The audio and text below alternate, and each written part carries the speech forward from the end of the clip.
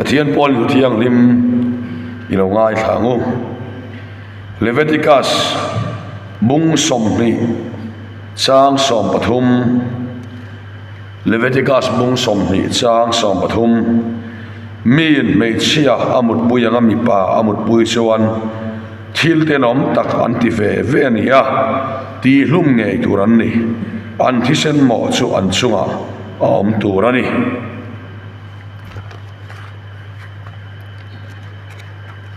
Sanchin tha mathai siak bung som ni pariat chang som pakua le som ni chuti suan kalula nam tinami sirtira te siamula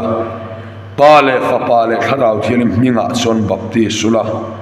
thuka pek song seu pom turin sirtir ro din ngai tu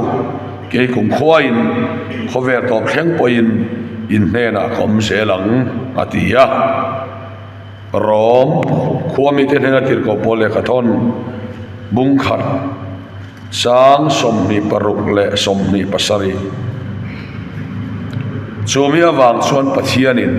za thak ta ka hur phalin na hoi sana an mei chia te me po in anom dan pian pui chu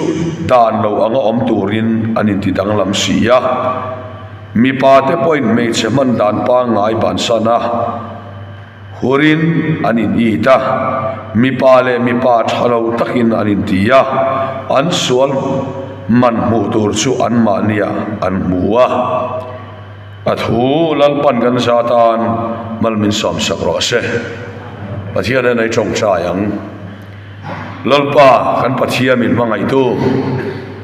hey zanina luang always K3P evangelical night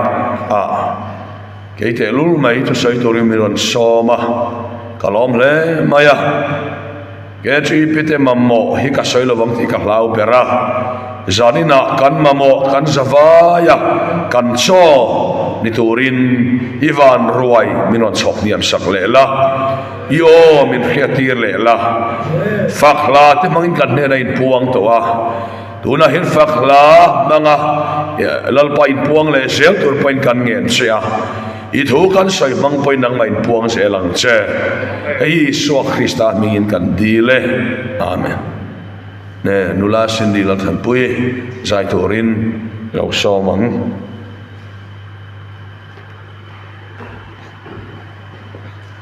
kan set na pathian in puan na muto tan chuan tim sung lo thei lo ani la mu lo tan ro chuan nghe mà lại tỏ nữa khen lệ thì về mấy khác all đủ về bên cái ringa mà rồi sụp pathian set na mu toi ro chuan kan mur sung me han tho luai me ya han ha le lui pom me kha cha kom ani ro pui le mai KTP General Conference a sakha khan mi ne to khop mai he jani na kan sonon le ya lo mom tak me wani in kan sang hi tlemin a khok de unak in ga khia awring chi hi ania ka vak me ti ka law reng khop me a to soi dan in sum de dan tok de po thiam mangai do in kan khia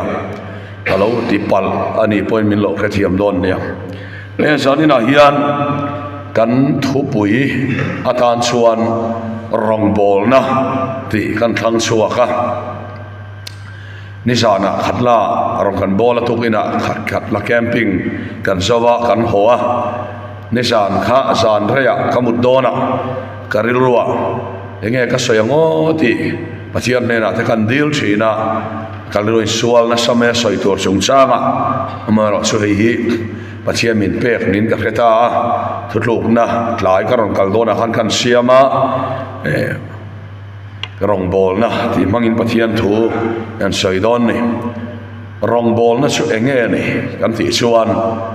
enge ni han ti khan a chan na a sau thei via wanga rong bol na peng rang rong bol na khan hei bi khia ni han ti tu rakha ani big lawanga tam ta omanga peng rang om chevin arin omani chung chu a khai khom na chu kal ula nam tirami te sir tira siam ro chan sin chai khil ro ti hi rong bol na khai khom tu ber so nia rong bol na kan peng khang oma ma se chu rong bol na ina atum agol ber chu lal isu krista thi na le thole na chan sin cha mi te na vakhil akha khaber kha ahwam akho ber so nia chumi rong chumi khil na tan chuan line khang sang peng khang chu om te me mai ma se chumi khai khom na chu kal ula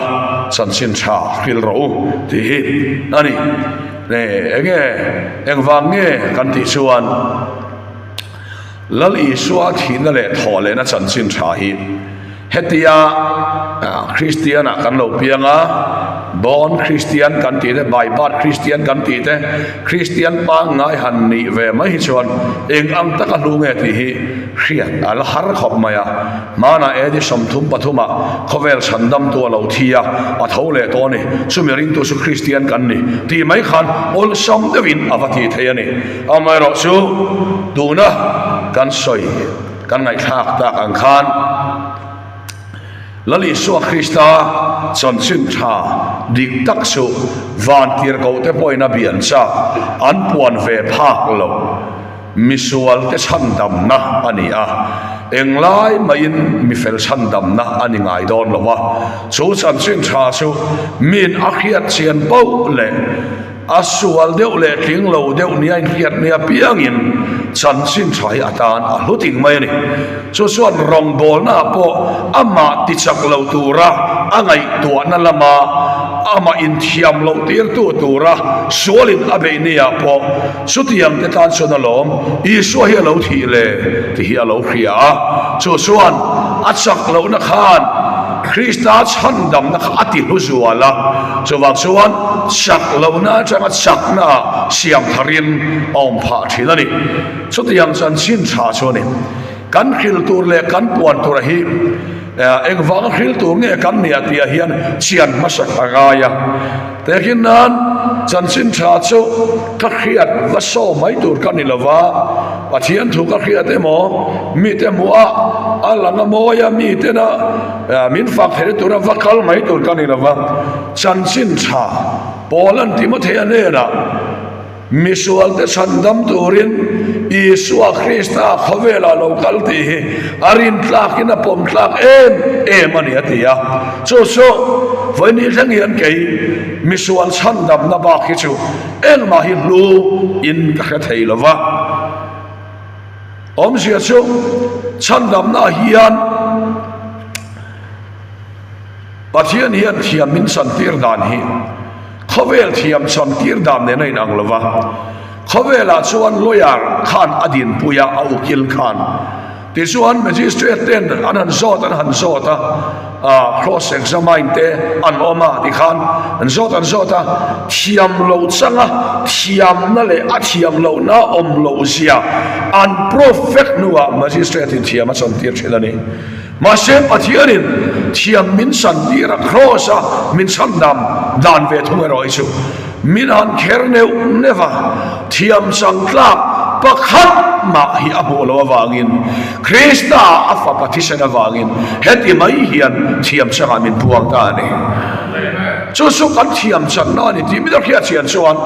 a chak lo ni piang khan ama lama chak lo na po khan Krista ka thiam chan na ni ti a hetowa san sin cha kha ama anga ril ro hale ril na tuna mani num na pola mai doa mani in khongaya thilati sual leka mani in dema sual lama sekana man be ati lum atum tenge khan he chan sin chai heve se ti adu sak to thirani pathian vakanam ro se chu engwang nge ti son kha chan sin tha kha alut em awangin misual te an sual don nia pianga chandam na ania thiam lo in san tir nia pianga thiam chan tir na ni wangani chumi chan sin tha chu zaina hian khil turin min tin chan sin thadik tak hi mena khia chuan ama indem na anei ngai lo ayin dema thiam lo ayin santira thiam sangla pakhat na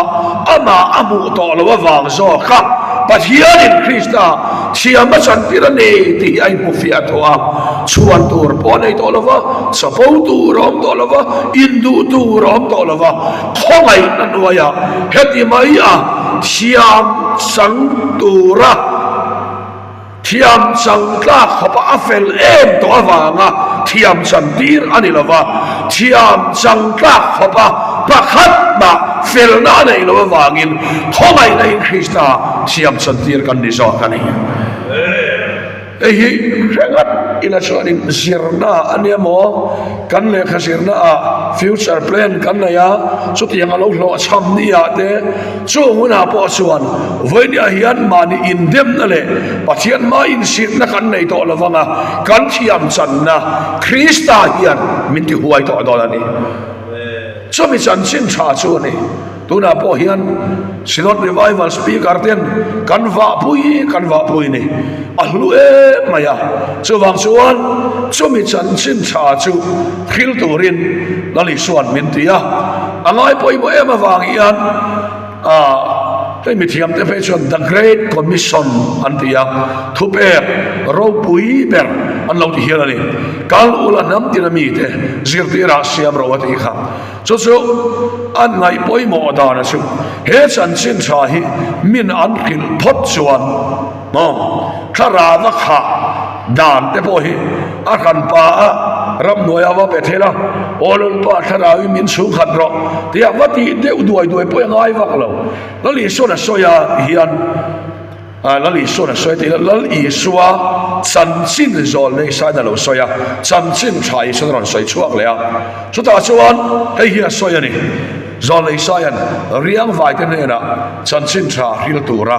lalpa pathian khiak me thia wangin lalpa pathian tharau chu ta chungao riang vai te lam aron hoi a Pentecost ni a Jordan loya baptisma sanga khata khan alu chunga tharau thi ne maron fu ti chiang takin I so chunga kan muani ne thura wangin ron fu ti kan muwa chan sin tha hi min a khil chuan a khil na khan lali so ngai poi mo berani wangin tharawin lal pana chen sil mai ke chi pi te mo hi tharawa kha le praise and worship te nung se ti kan do chuan chan sin tha hi he ai hian uar ta sok ila chan chin tha kan khil chuan min om pui mai makati am su ti hian mi harsa mi mangang te min ko ve thina te ka sol lek po hian ko tu hin om ve reng mi ber tong moi lo ni lo sila ber ve tak min noi kom kara ju su kha angaya ka pe lo em lai te hian pe lo chunga ka kala ka ho hi chu pulpit tam taka din ayin tharau thilim chen sil hi ana sajok mai ka ria chu tharau thiang limina mi mang ang te riang vai te lungai song thamuan turte vud aya pangpa thi soite ngui na tharau aya fakna silfente mo lungai aya dim na khiakte sutiang ang lungai song thamuan tur zai on lungai om te tan piang thar to te pon lo ni anga la piang thar lo pon ani anga sutiang ang sual wanga liam lo tok te lam ring tuina hoi phot chuan lalpa khian awan tuk ver khi ahong ngal zot sop mai ni amen hei apoi mo em mai ni so bang son akai da hi thara wa kha da ni kan khiar fu lak lo suanin mi la te lalpa la ka in kil toi ngoi te biang in po theng phato lo te tin ko khan upa po to khe ngoi to te ke chi pi roi tu te ringon po biak khe ngoi to te nen kan then chia hian chung lam chen sil na lo theng mai thin amen chu san chen thakil lali sot angai poi mo ta kha chiang ta hian pathian thu amin ko morning chu san chen tha chu khil to ri min tia mara su tu la hian hetiang ang hi han soi mai la pavalai group anga te ke chi pi anga te poni thawa van kong ka hon na van tuk ver hon na ani ti khe chiang ten min han du saka min han som ve te hian min phut te kan ti so ta vet ka pe lo pe in phut an mai te kan han tia ka buai sia han tia he ta kan buai em awanga ei zon na te kan buai awanga lal pa tharawina alwa kha man lo kho ba kan buai awang khan hun tlem te kha mihrale misak lo te tan evangelical night ani boka khalam kha karon hoi de uriani khatiang te tan khan khun han pe ila buai ema lalpa tharawina apol man lo kan buai na kha aron kha chil ve mai do na aron kha chil sel don ni te him pathian thui min kho mo ni so wang chuan zanina hei kan ngai tu chena poi mo le tin in phut chi poni lo mo thu pe ka nia lali suan tinge ngei tura piang thar to ani chuan chan sin cha hi khil ngei tura order thu pe command movek kan ni pathian e thang hian hei kan ti lo chuan an sia kan dong don zo kan ni chu chu hei tin nge ti kha chan sin cha khil du lo nam le ram chu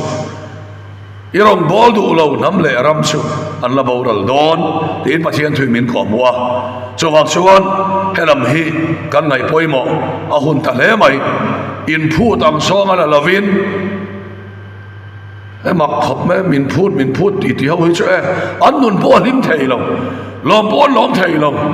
rong bo na po san vo bo han pe ve ma ila lim ta kal hen chu ai chuan phurit an la an ha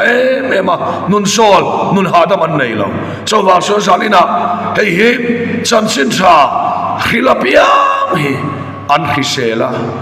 an lima an mel poi chan sin changai poi mo mel hi chu acha poi acha dewe mo kate i pathian kha chen sila kan dong na sabi ka pathian chen sila kan dong na sa chon mi ringi kan limani so e kan lima kan lo ma kan lim chuan kan vuna lo nuwa kan mena lo thathi chung ta chu a ngong vek kha kan tran tu ron chong chaya olal pa atia pi sa le kharawa mal min som la tia taksalam mal som na nen khan adir ngal veka so wa so zalina ka soi so ling khelawa taksalama po hian pathian mal som na chansin thalam kan hoi chuan kan thi do ne mo po ti la kan dam na tur lo ni dai ma ni pum na rin min ka wa pum na se azol palanga han ti la dam dai ma chan chin thai cha pathian thil ti theina a om tlata a thil ti theina om khom chu chan chin tha hian nia chumi puang chuak tuwa mo va soi ve kherlo mai la thian pai na soya ni e ti kan lo chan ringot po hi chan chin tha khil kan ni pathian va kan ro se asa chu in kan kal sona ke kan pen chuak la to ni asoi tu bara kan wa chang lo ni point mi na mo evangelism shell te mo kha kan vale ania kan va soi ni pon asoi tu bara ka chang lo thei ni e tia kalau amen puina ringot po kha chan chin thakil ane kem to ani te he ne zanina pathian thui min ko mo chu chu kan ngai to na lo sela chu chan chin sa chu em wanga khil ngai nge ni ti in movek in karing in fevak in karing tuna kan rama roi lo boya tang kamsia kan khia Bethel camping center ina anon chuahu tumpai ka chuan ram thak ta kan nia center om ringot hi TNT ate Bethel camping center ate okay ma te le hom phrak khra tam ma ya sidon rescue home ate anom chau chu lo po su hom de uneu enge ma sa ta oma chu ta lo om lo po su enge ma sa an nia antame rong bol na tur he avange mani ti mai tur lo rong bol e wang lo reng la pe zong le pe lo zong an nei wang mai he ne phur zong le phur lo zong an nei wang mai ne lal pa na ngai poi mo hi ngai poi mo ila seng tur hi tam lu tu ringot na po hian han ngai to siang mai la number 4 la hi a top do ne mo kan tia ni kum lam kha chengan be shen sang ve vai a top lai thai chuang lo wa engthi nge ni mangan tha khop ma enge mo cha sun ke karing hel rom roma heti khop hian an man ne ma alaron kal zeli aman tu te ne ni intor wala an nei so ke mi oti mai to re ngai tu rom thai khopin a thon nei tu te ne hian heng ang smuggling sum don nei in thun som no mi o ti mai tur khopian aron khó sao cho hiện ron hong wa ma hiện ni mai tam em tu na mai cho call bo ngai ron thla nem dai to sa kon tu ma le khason call bo kha aron thla nem ber khania aron kai tu bo bu ten tu na son call bo ngai number 4 ron thla nem to sa kon ti hian min ru na kan tap chap zol min on lu chil to to tiang kara hian unau tu ke ni hi pathian mi man in do sala man na tor man ro cheu hi atam lu to kha la hi pathian mi man ni na ni lawa pathian mi man ni chu ke ma kal tlangin mo kan chianau kal tlangin kan sel kal tlangin kan KGP kan group kal tlangin lalpa senge yani ente ti kan muwa lalpa set na kan wa mu kha pathian mi man kan ni ti kan ria chu son ke ma ni ngei po kan nun kan malam huna kan nun phum khan min ti huai sen mo ke ma ni mi mal nu na po khan min ti huai sen ani so wang suan so sunang ni pon in khiat karing ani tiang so ne ya so wang son hei kan ram hi a hau tak ta he maya amang an khak le ni tu tiang a son rong bol la tur tam ta khau mani roi lo ngai ta si nga chen ga chuan an sim tak tak chuang lo an ti an sim awanga voinia hianin khil tur sau kan ni lova an sim mo sim love mo kan ti tur hi kan ti tur ani top mai sim lo ka chon ma ni le pathian in kar ani to kan ti tur kan ti mai khan ke ma ni kan nung ani hallelujah ke ma ni kan nung KGP nun na ber tur po hi chan sing cha hi heta misodaria rampona kan khil rualin ram suga keima ni na ni te na kan mu thai ni te na kan khiat thai misodari kha a chalu tuk ma se report an pe so lo phei chon kha ka chon minon hong thuilu tuk lo te kan pe mop mop ani maya ni te na helaya kan chevel mo kan bo ruak chevel kan atmosphere kan mu thai nai wa ya hian pathian set na kan mu sung sung hian kau han ho te KGP te min ti chak zual so wang suan chu tiang suan ni awang in evangelism in engtin nge malak su ka khau lova evangelism share engtin nge malak su ka khau so tiang ko ma suan ma kan la na ko a KGP member ten khai chut munahian pathian mi man ni dai ka deal ka dream vela te pechual pan wada chang lo sifara pai khak na khania dream mangai lo khal mai tu dream mi chu an sa pau ta oi ro pui deu tu dai dream an ri dai lo ro pui le lo pechual ri lu na du lu tu kha an ma ni kho ngai le em ma ka lo ni ve lo ni hian tia kal mai hi chu an rin lo de win lal pa lo che le mo one in Christ la karin le ka be se ai sangin milat roi don se tiang deu khan zaina hian chu tiang chu ani ti kha kan ngai tu na om sela keisu thara wa khat tur hian ka in dream wak lawa pulpit lang lo tur point ka in dream lawa pathian chen sil tur point ka dream ngai lawa ka khal mai se la ka be se phak ba ke mi lo chen sil thi lal pa fa kam lo se so tuna po hian ang ni po khatiang khati mai ula lal pon alwa khat sel mai don sewa na amahan nuam don em kha karinai member in tamlo hu ang huin praise and worship te kha an nuam em mai le nga la khaya hian mi lai han lu nai le zol phai la son awan nuam le zol don em te te ka ngai to na oma mission venga 2019 17 18 eng ber nge ka khelo ta khan KGP summer camp kan na ta khan speaker amin manga phala chan khan mania so revival retreat kan na in mission veng KGP praise team khan on zaya anon lita praise and worship kha speaker ho min tlan quality ra han min soi sana sa khom maya uta kalo me su khata khan ahlim po kan limani speaker un tak indu ve deu kha an press team kha min han soi sata kan han tlan kuala anu amang reng khop me no pang te theng a ju kan fa te ro le khan min ban phar tir thor min vai tir thor ti khan speaker som sari ro kha ani chok me nu khom me chutan tu soi kana khiat reng chu an ke tri pi zinga mi pakhat puthang te khata praise team kan summer camp pa praise worship kan nei do na praise team kan in din kha ala sol lo ren ti hian a thang zong hliring kan la khalani ti an lo soya na khalom khop ma zanina po khat yang kong te po kha ne chan si tra khil hen a tha em mai ni tian thu ngor ei chu ai apui tling sa son kan dong thiam ma ya ala pui tling ve lo ka chu khatia kan lo sai ri wan te khan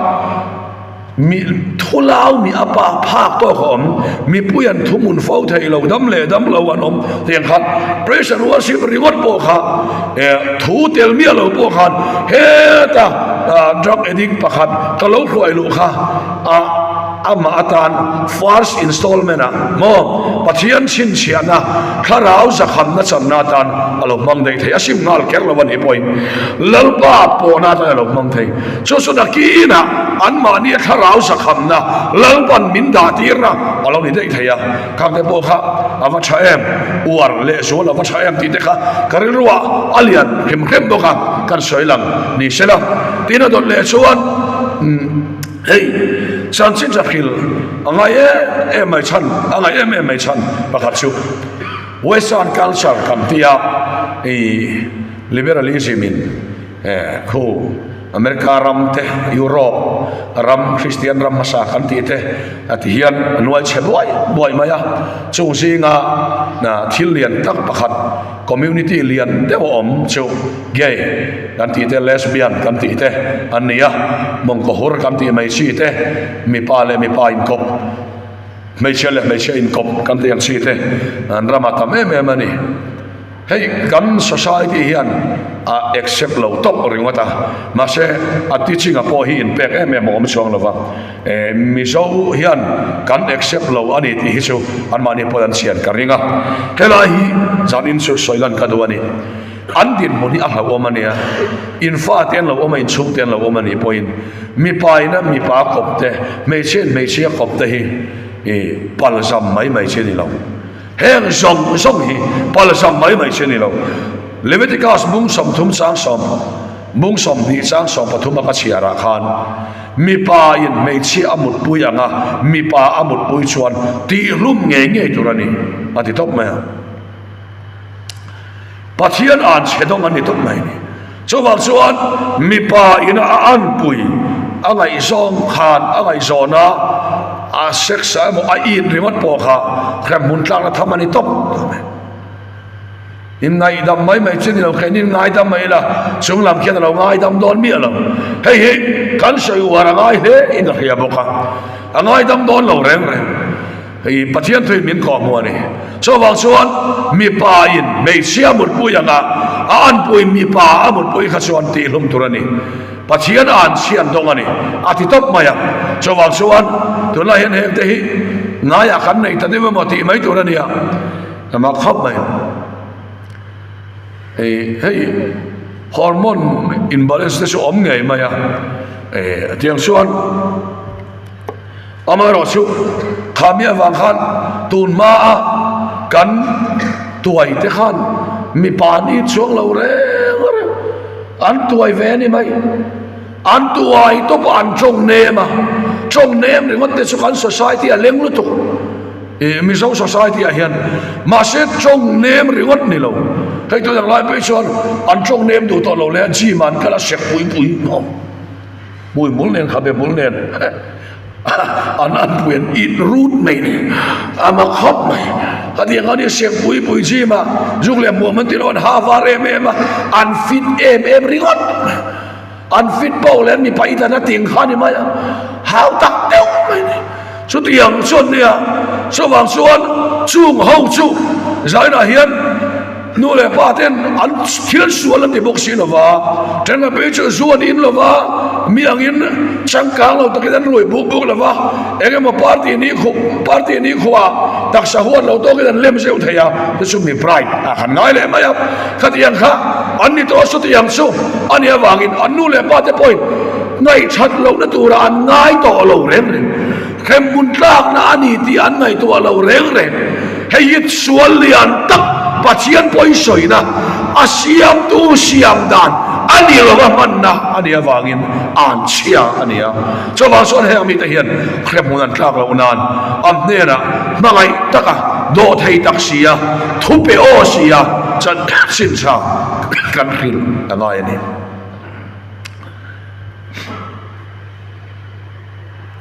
le ti chuan hey lesbianism kan tia mesia le mesia in kop na kan tiang chi te bo hi thu thlung thara hin lo om dei to maya thu thlung lui khasu na khina kan la tianga emi sex ani lo zo ka man na hi nawa hun la ya in pong nek man lo khata an ro som tu asia so sol le rani ti kan khia tuile ta ti hlum man lo ni to a